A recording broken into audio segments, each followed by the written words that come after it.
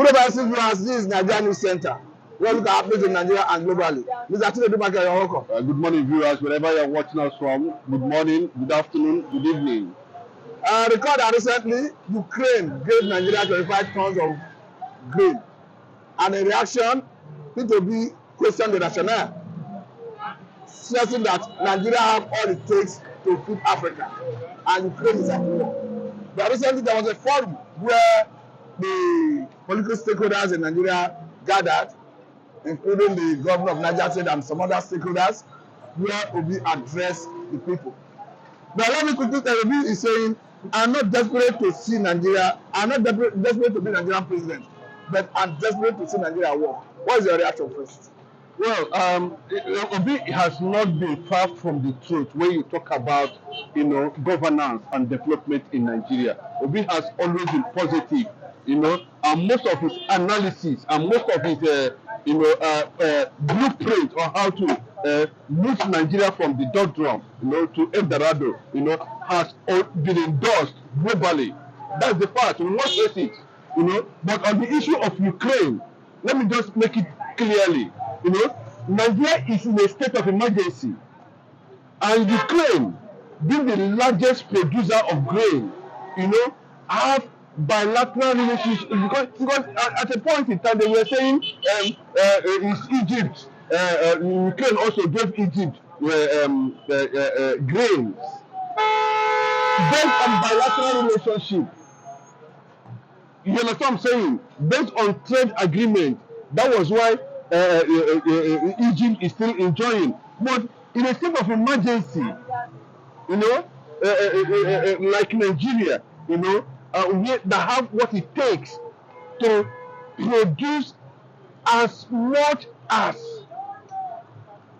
enough food commodities for Nigerians to feed on. So going to Ukraine, like one of the governors said that, Obi is right, in saying that it's a slap on the face of Nigeria, for Ukraine to donate. This is not a matter of trade, to donate. While in other countries, Ukraine enjoys.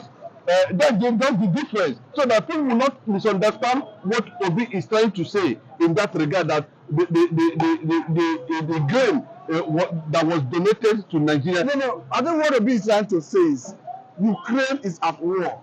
And based on our natural resources, that is land, that we don't have need collecting grain from Ukraine if we get our fundamentals right. Let me tell you what Obi said. He said in the whole of northern Nigeria is 744,268 square kilometers, whereas Ukraine is 603,000 square kilometers. So you can clearly see that the whole northern Nigeria is bigger than Ukraine. They say the only difference is that 60% of Ukraine landmass is cultivated, while 60% of Nigerian landmass is uncultivated. What is your reaction? That's what I'm still trying to say, that Ukraine, is a major producer of grain. And before we issue that statement, are you trying to tell me that Nigeria is not buying? I'm coming to that. I want to clarify that issue clearly. If you are talking about landmarks and all that, we know we have it in Nigeria, especially in the north. Now, Obi is questioning the rationale behind not utilizing it, and Ukraine that have far lesser landmass compared to even northern Nigeria is feeding Nigeria. If you are talking about that now, you are going to take us to leadership. The question of leadership. Of course, and what leadership is all about. Have they been able to harness numerous resources, especially of the landmass in the north, to cultivate it, to be able to use it to the advantage of Nigerians? You understand? That's the fact. That we need to talk about that aspect of leadership. Nigeria being a major produce, of agriculture to feed even Africa. It's